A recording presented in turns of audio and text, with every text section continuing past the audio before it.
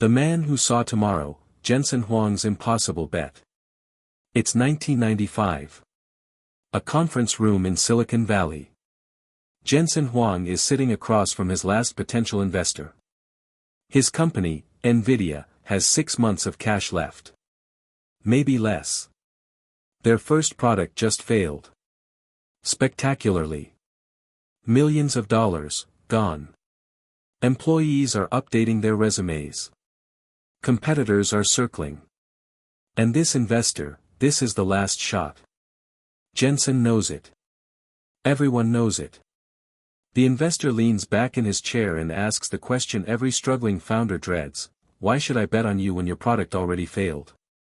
Most entrepreneurs would panic. Start explaining. Making excuses. Blaming the market. Jensen does something different. He looks the investor dead in the eye and says, because I'm not building for today. I'm building for a world that doesn't exist yet. And when that world arrives, we'll be the only ones ready for it. That investor said no.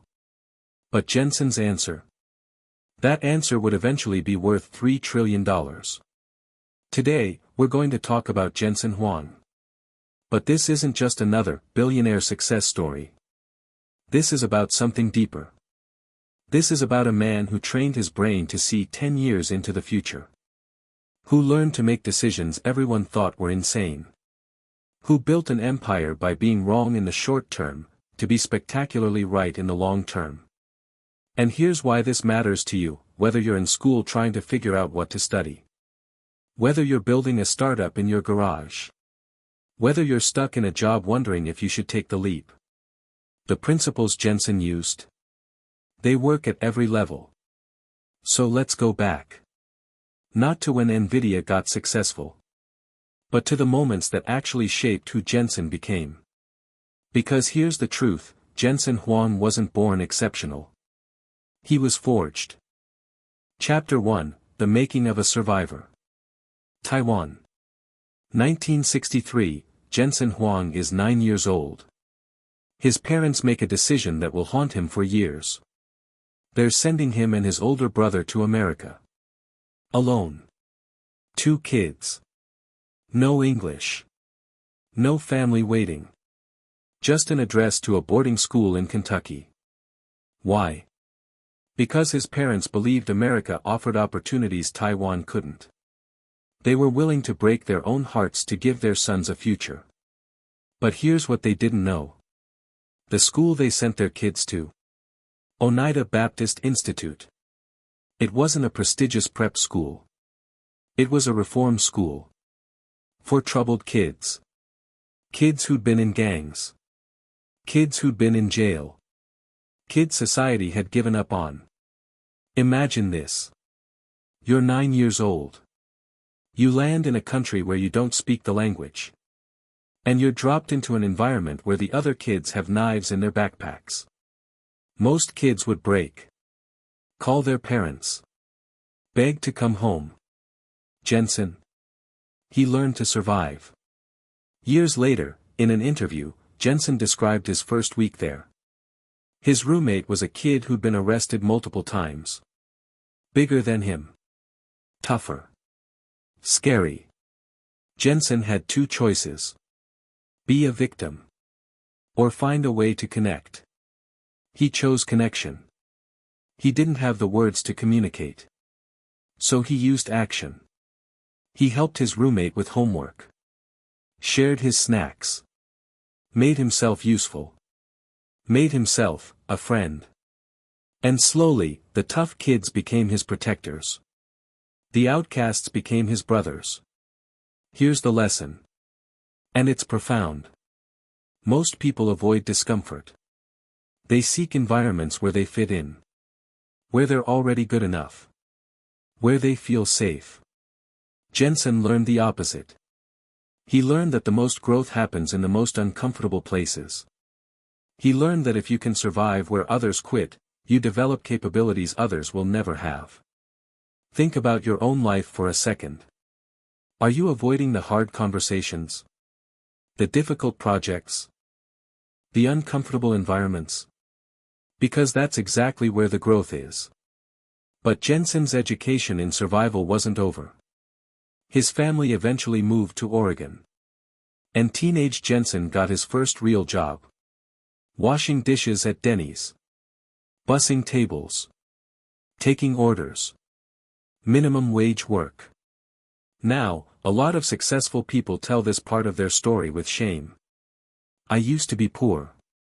I used to do manual labor. Like it's something to overcome. Not Jensen. He talks about Denny's with pride. Because washing dishes taught him something crucial. There's no job beneath you. There's just work that needs doing. And here's what most people miss about this lesson. When you're willing to do the unglamorous work. When you don't need the fancy title. When you can find dignity in any task. You become unstoppable. Because ego is the biggest killer of potential. Ego says, I'm too good for this. Ego says, this is beneath me. Ego keeps you stuck. Jensen killed his ego at 16. Washing dishes. And that would become his superpower. Chapter 2, The Pattern Recognition Machine. Fast forward. Jensen is now in his 20s. He goes to Oregon State. Then Stanford for his master's. Studies electrical engineering. But here's what's interesting. He wasn't the smartest student. He wasn't the most naturally talented. What made him different? He was obsessed with patterns. While other students memorized formulas, Jensen studied systems. He wanted to understand not just how things worked, but why they worked that way. And more importantly, what would change. He worked at AMD.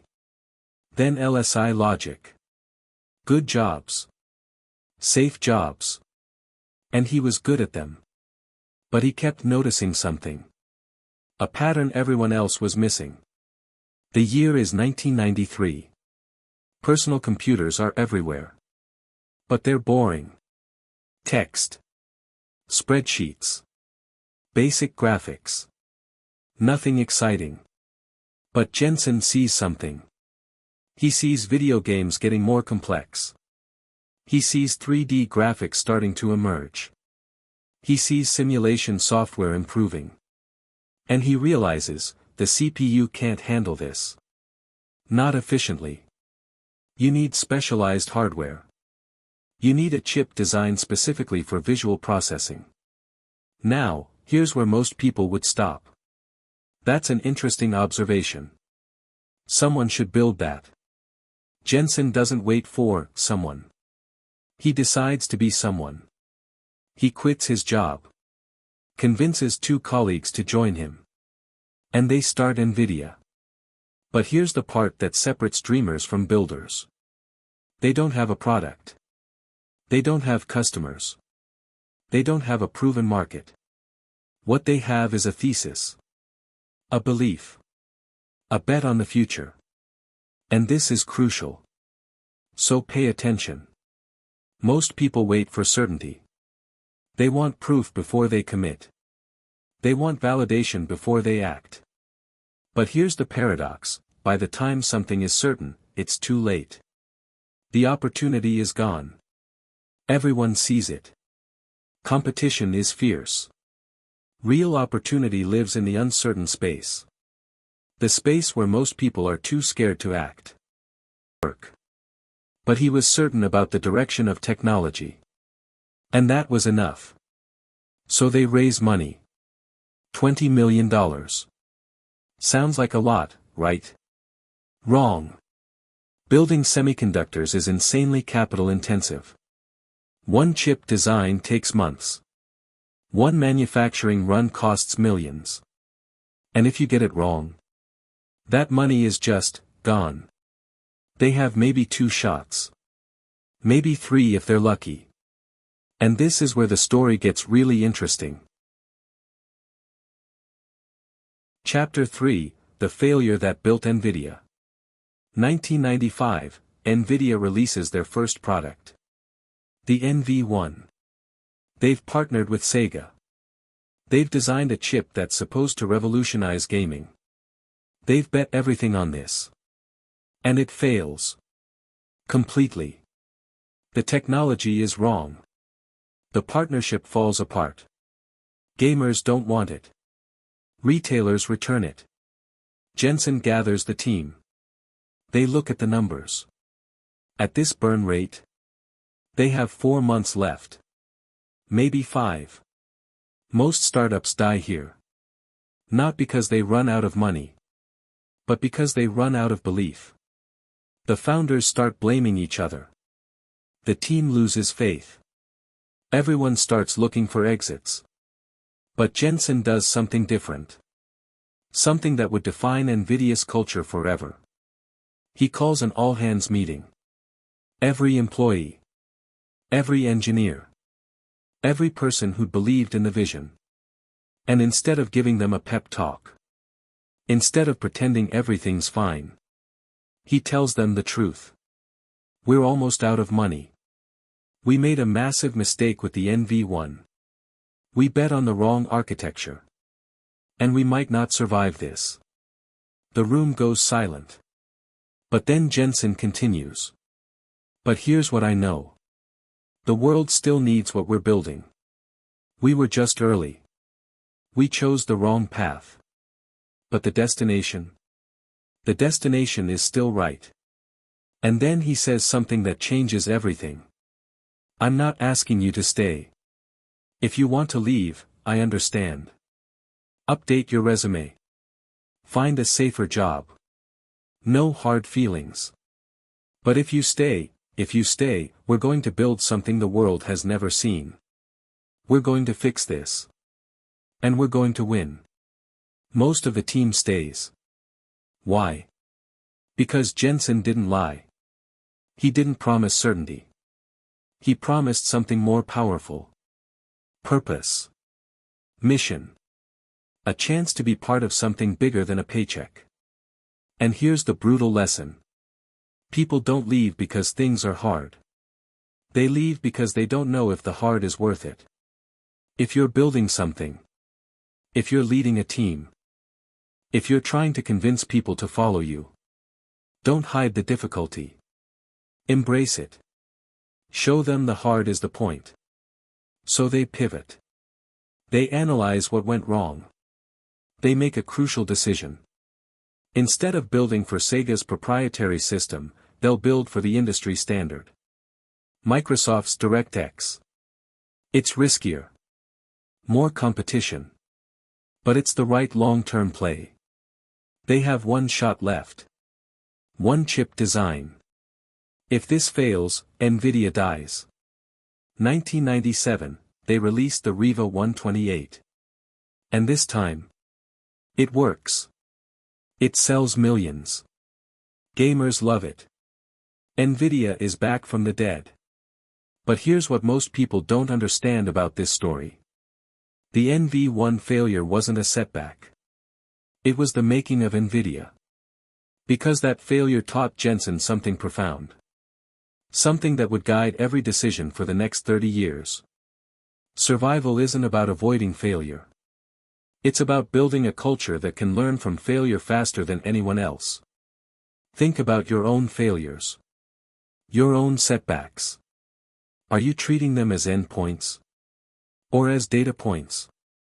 Because the difference between those two mindsets. That's the difference between giving up and breaking through. Chapter 4, The Invention That Changed Everything. 1999, Nvidia does something no one has done before. They invent the GPU. The graphics processing unit. Now, most people think this is just marketing. A fancy name for a graphics card. Wrong. This is a fundamental rethinking of how computers process information. Traditional CPUs. They're like one really smart person solving problems sequentially. One task at a time. Fast, but limited. GPUs. They're like 1,000 average people working in parallel. All at once. Simultaneously. For graphics, this is revolutionary. Rendering a 3D scene requires millions of calculations. A CPU would do them one by one. A GPU does them all at once. But here's where Jensen's pattern recognition kicks in again. While everyone else sees a gaming chip, Jensen sees something bigger. He sees a new computing paradigm. Because parallel processing isn't just useful for graphics. It's useful for anything that requires massive computation. Weather simulation, physics modeling, financial analysis, drug discovery, and eventually, artificial intelligence. But in 1999, AI is dead. The AI winter. No one's funding it. No one's talking about it. Neural networks are considered a failed idea. Everyone except Jensen. 2006, Nvidia releases CUDA. Compute Unified Device Architecture. This is the secret weapon. Now programmers can use Nvidia GPUs for general-purpose computing. Not just games. Anything. Wall Street doesn't get it. Investors are confused. Why are you turning gaming chips into scientific tools? Stay in your lane.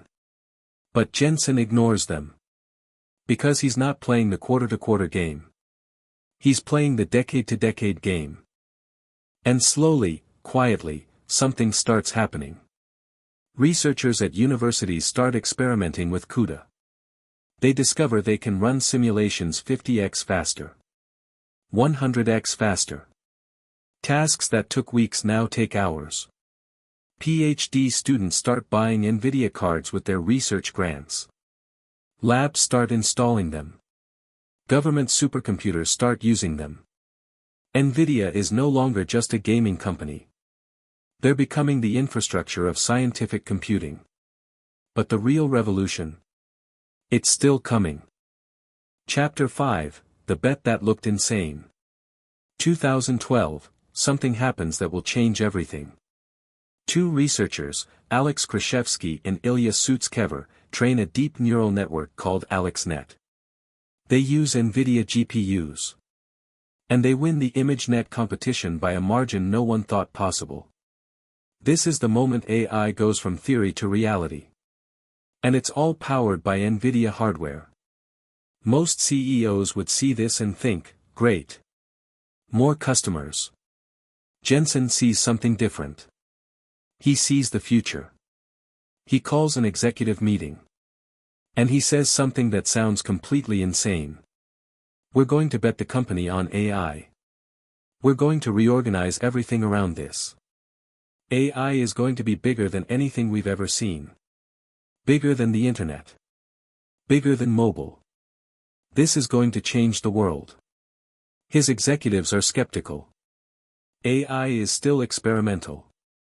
There's no proven market. The gaming business is profitable and growing. Why risk it? But Jensen is adamant. Because he's seen this pattern before. In the early 2000s, everyone thought GPUs were just for gaming. Jensen saw scientific computing. He was right. Now everyone thinks GPUs are for graphics and science. Jensen sees AI. And he's betting everything he's right again. So Nvidia pivots. Billions invested in AI research. New chip architectures designed specifically for AI training. Partnerships with Google, Facebook, Amazon. The stock is volatile. Investors are nervous. Some sell. Some doubt. But Jensen doesn't flinch. Here's why. And this is the most important lesson in this entire story. Most people make decisions based on what's working today. They optimize for the present. Jensen makes decisions based on what will work in 10 years. He optimizes for the future. And that's the difference between a good business and a generational business. Think about your own decisions. Your career. Your projects. Your investments. Are you choosing based on what's safe today? Or what's right for tomorrow? Because here's the brutal truth, safe today often means stuck tomorrow. But betting on the future, That requires something most people don't have. Conviction. Deep, unshakable conviction. And Jensen has it. Because he's not guessing. He's pattern matching. He's seeing the same early signals he saw with graphics. With scientific computing. With CUDA. AI is in the same place GPUs were in 1999. Most people don't see it yet. But it's coming. And when it arrives, Nvidia will be ready. The question is, how long will he have to wait? Chapter 6, The Moment Everything Changed. November 2022. OpenAI releases ChatGPT. Within 5 days, it has 1 million users. Within 2 months, 100 million. The fastest growing application in history. And suddenly, the entire world wakes up to AI. Every company wants it. Every startup is building it. Every application is adding it. CEOs who ignored AI for years are now demanding, how fast can we deploy this? And they all need the same thing. GPUs. Nvidia GPUs. Because training large language models requires massive parallel processing. Exactly what Nvidia spent a decade preparing for. The demand is insane. Companies are ordering thousands of GPUs at a time. Tens of thousands. Hundreds of thousands. Microsoft. Google. Meta. Amazon. Tesla. They're all buying as fast as Nvidia can produce. There's a waitlist. Months long. Companies are offering premiums. Some are trying to buy directly from other companies. Nvidia's revenue explodes. $27 billion in 2023. $60 billion in 2024. Projected over $100 billion in 2025. Their market cap crosses $1 trillion. Then $2 trillion. Then $3 trillion. One of the most valuable companies on earth. Jensen Huang, the kid who washed dishes at Denny's, is now worth over $100 billion. But here's what makes this story extraordinary. This wasn't luck. This wasn't right place, right time. Jensen saw this coming. In 2012. 10 years before ChatGPT. Before most people even knew what a neural network was. While everyone else was focused on smartphones and social media, Jensen was quietly building the infrastructure for a revolution only he could see. That's not luck. That's vision. That's pattern recognition. That's a decade of being called crazy, and then being spectacularly vindicated. But here's what I want you to really understand. The Jensen Huang of 2012, making the AI bet, looked foolish. Investors questioned him. Analysts doubted him. Some employees left. The Jensen Huang of 2024, vindicated by ChatGPT, looks like a genius. But it's the same person. Making the same type of decision. Based on the same framework. The difference? Time. Most people aren't willing to wait 10 years to be proven right. They want validation now. They want certainty now. But real wealth, financial, intellectual, personal, is built by people willing to be misunderstood for years.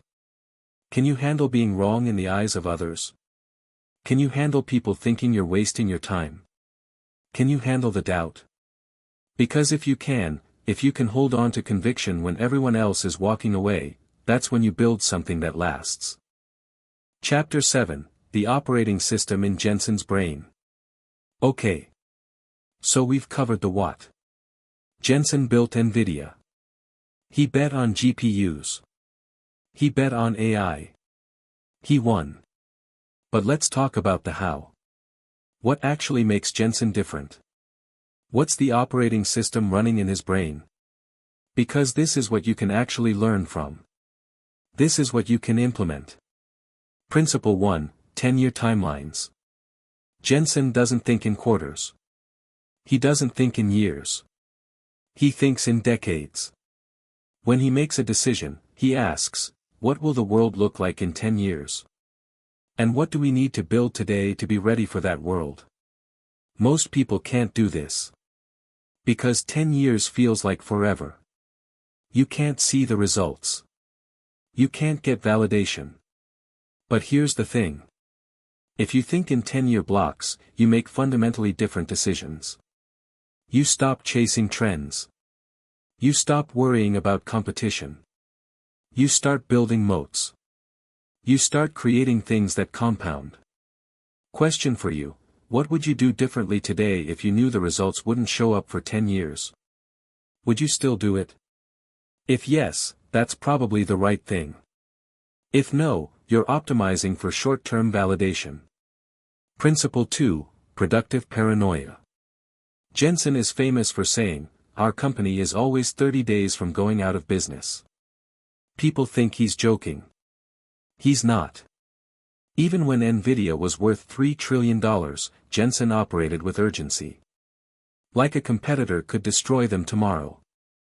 This isn't fear. It's productive paranoia. It's the refusal to get comfortable. Most companies fail not because they get unlucky. They fail because they get comfortable. They stop innovating. They protect what they have instead of building what's next. Jensen never lets Nvidia get comfortable. Ever. And you shouldn't either. The moment you think you've made it, you've already started losing. Principle 3, Disagree and commit.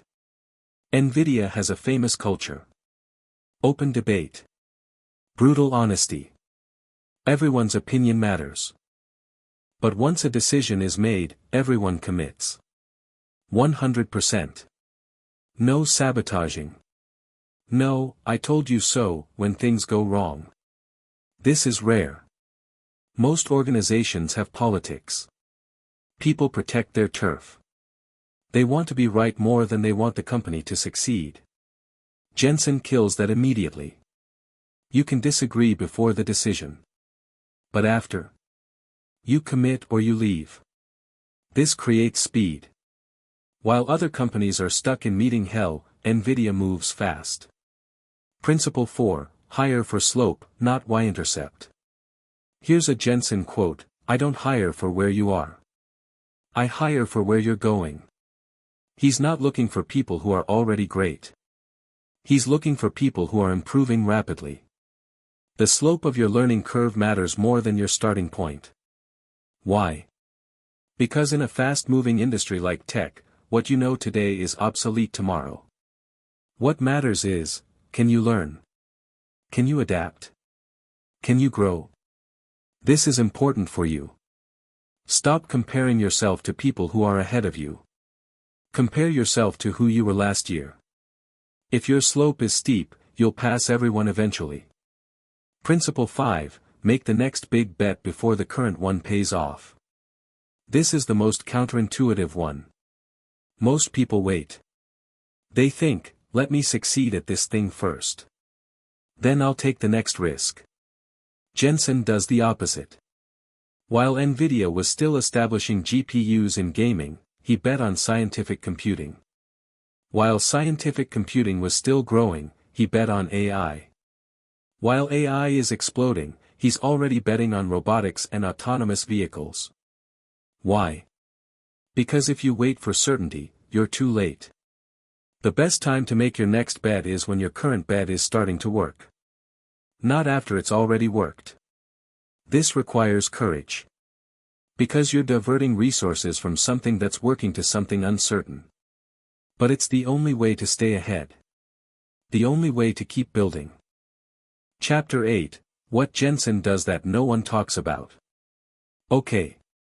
Here's the stuff that doesn't make the headlines. The stuff that actually matters. He still writes code. Jensen is a billionaire CEO. He's 61 years old. He could delegate everything. But he still reviews chip designs. He still looks at code. He still understands the technical details. Why? Because respect. Engineers don't follow leaders who don't understand the work. They follow leaders who could still do the work if needed. If you want to lead, you can't just manage. You have to stay technical. Stay in the details. Stay relevant. He answers emails at 3 a.m. Jensen is famous for responding to emails at odd hours. 3 a.m. 5 a.m. Weekends. Not because he's always working. But because when he's thinking about something, he acts on it immediately. No, I'll get to that tomorrow. No, let me schedule a meeting to discuss. Just action. Immediate, decisive action. This creates a culture of speed. When the CEO responds in minutes, everyone else moves faster too. He wears the same thing every day. Leather jacket. Black shirt. Jeans. Every single public appearance. Why? Because he doesn't want to waste mental energy on clothes. He's saving his decision-making capacity for what matters. This is the same principle as Steve Jobs' turtleneck or Obama's gray suits. Your brain has limited decision-making energy. Use it wisely. He reads sci-fi. Jensen is obsessed with science fiction. He reads it constantly. Watches it. Studies it. Why? Because sci-fi writers imagine futures. They think about second-order effects. They ask, what if? And that's exactly what Jensen does with business. He's not just solving today's problems. He's imagining tomorrow's possibilities. What are you reading? What are you consuming? Is it helping you think bigger? Or is it just noise? Chapter 9, The Challenges No One Mentions. Look. This isn't a fairy tale. Jensen and Nvidia face real, existential challenges. Challenge 1, Geopolitics. The US government has banned Nvidia from selling their most advanced chips to China. That's a massive market gone. Billions in revenue lost. And China? They're now racing to build their own AI chips. They're pouring billions into domestic alternatives. Nvidia's monopoly? It won't last forever. Challenge 2, Commoditization. Right now, Nvidia can charge premium prices because demand exceeds supply. But what happens when supply catches up? What happens when competitors get close enough in performance? Prices drop. Margins shrink. The gold rush ends. Challenge 3, the AI bubble. Let's be honest. Some of the AI hype is overblown. Companies are spending billions on AI infrastructure without clear ROI. What happens when CFOs start asking, where's the return? What happens when the funding dries up? Demand could crater overnight. Challenge 4, Internal complacency. Nvidia has made a lot of people very rich. Engineers have stock options worth millions. Executives have generational wealth. What happens when people stop being hungry? When they start playing defense instead of offense? This is the hardest challenge. Because you can't solve it with technology. You can only solve it with culture. And culture is fragile. Chapter 10, The Real Lesson. Okay. We've covered a lot. Let's bring it home. What's the real lesson from Jensen Huang's story? What should you actually take away from this? It's not, work hard. Everyone works hard. Hard work is table stakes. It's not, take risks. Everyone takes risks. Bad risks are everywhere. The real lesson is this, train yourself to see what others don't. Jensen's superpower isn't intelligence. It's not charisma. It's not connections. It's pattern recognition. It's the ability to look at the same data as everyone else and see a different future. In 1993, everyone saw personal computers. Jensen saw 3D graphics revolution. In 2006, everyone saw gaming chips. Jensen saw scientific computing. In 2012, everyone saw AI as dead. Jensen saw AI as the future. Same data. Different conclusions. How do you develop this? 3 things. 1. Study adjacent fields ***. Jensen wasn't just a chip engineer. He studied gaming. He studied scientific research. He studied AI papers. He studied market trends. The insights don't come from going deeper into your field. They come from connecting your field to other fields. What's adjacent to what you do? What are you not studying that you should be? 2. Talk to the builders ***. Jensen doesn't just read about trends. He talks to researchers. He talks to gamers. He talks to developers. The people building the future know where it's going. They're closest to the pain points. Closest to the breakthroughs. Who are the builders in your space? Are you talking to them? 3. Place small bets ***. Jensen didn't bet everything on AI in 2012. He started with research partnerships. Small products. Experiments. When the experiments worked, he scaled. When they didn't, he learned. You don't need to risk everything. You need to run experiments. Small bets that teach you about the future. What experiments are you running? What small bets are you making? Conclusion, your move. Here's the thing. You're not going to become Jensen Huang. I'm not going to become Jensen Huang. But that's not the point. The point is, the principles that built Nvidia are available to everyone. You don't need billions. You don't need a Stanford degree. You don't need to be a genius. You need the courage to think long-term when everyone's focused on short-term. The resilience to survive failures that would break others. The vision to see patterns others miss. The conviction to act on that vision even when you look crazy. Jensen Huang went from washing dishes at Denny's to building a $3 trillion empire. Not in a year. Not in 5 years. In 30 years. 30 years of grinding. Of betting. Of failing. Of learning. Of building. Most people won't commit to 30 years of anything. They want results in 30 days. But here's what I want you to understand. The biggest opportunities in life are found by the people willing to wait the longest. While everyone else is chasing quick wins, you're building something that compounds. So the question isn't, can I be as successful as Jensen Huang? The question is, am I willing to think like Jensen Huang? Am I willing to bet on a 10-year vision? Am I willing to be misunderstood for years? Am I willing to keep building when everyone else quits? If the answer is yes, then you're already on the path. Start today. Not with a billion-dollar company. Not with a revolutionary product. Start with a 10-year vision. Write it down. What do you want to build? What future do you want to create? Then work backwards. What do you need to learn this year? What experiments do you need to run? What small bets can you make? And then, commit. Not for a month. Not for a year. For a decade. Because that's how empires are built. Not with shortcuts. Not with hacks. But with relentless, long-term focus. Jensen Huang is 61 years old. He's been building Nvidia for over 30 years. And he's not done. He's still betting on the future.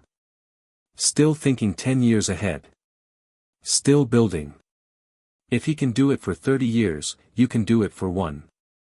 And if you can do it for 1, you can do it for 10. The world doesn't need more people chasing quick wins. It needs more people willing to build for the long term. Could that be you? If this video changed how you think about building something meaningful, hit that like button. Subscribe for more deep dives into the minds of people shaping our future. And tell me in the comments, what's your 10-year vision? What are you building that no one else sees yet? And who knows? Maybe your idea is the next Nvidia.